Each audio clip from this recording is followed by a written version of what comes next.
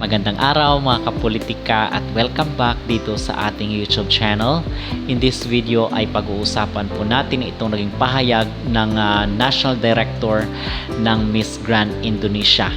Okay, so kasi usap-usapan po ngayon online itong kanyang sinabi at meron na atang deal or agreement itong Miss Grand Indonesia dito sa Miss Grand International. Pero bago ang lahat ay huwag kalimutang mag-like at mag-subscribe na rin kayo para updated kayo sa ating mga latest issue.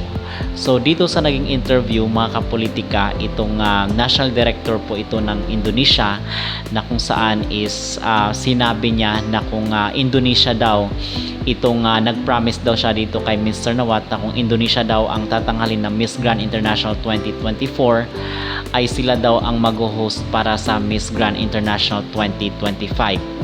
So dito pa lang ay masasabi natin na meron ng agreement, meron ng deal ito kumbaga.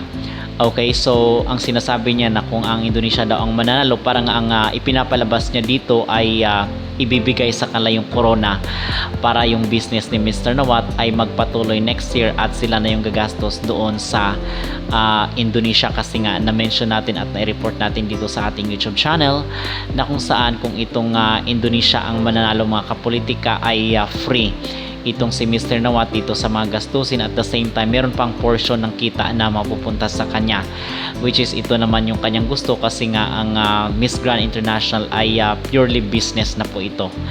Okay, so ano ba yung ating masasabi dito na kung saan is marumi maglaro itong Indonesia? So dito is hindi na talaga natin makikita na ito ay friendly competition itong mga ganitong beauty pageant, kasi kung pera-pera lang din naman or business na lang din itong kailang iniisip, bakit pa sila magpapakompetition? So ito yung pino-point out natin dito mga kapolitika. Ano ba yung inyong maging reaction at ano ang inyong masasabi? Is it true that if you win this year, you will be the host country for next year? Yes, I will do it. Oh my If NAFA win, I will do it Indonesia as a host country. Wow! Okay, everybody. You pray for me na. Oh, I will pray for you. มามิเตเรซ่าค่ะเราได้เจ้าภาพแล้วนะคะ I said to her, if Indonesia win, Indonesia will be a host country next year. Okay. กดดันนะคะ any pressure Big pressure.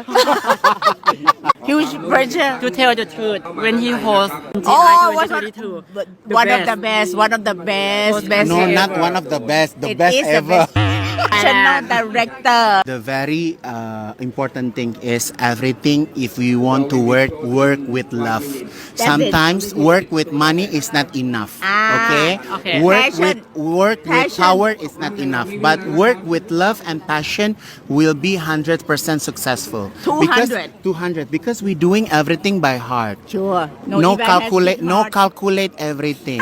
When we decide to be a host country, so what Papa says, we only said okay, yes. Yeah. Cannot no, maybe. Yeah. No, I'll Ivan never try. say no. Cannot. Never I say never say no. no since day one he arrived Yes. in Indonesia. Only say yes. Okay, I will pray for Indonesia to be the winner. Of Okay, course. let's us pray. Who are your three favorites? Indonesia. Okay.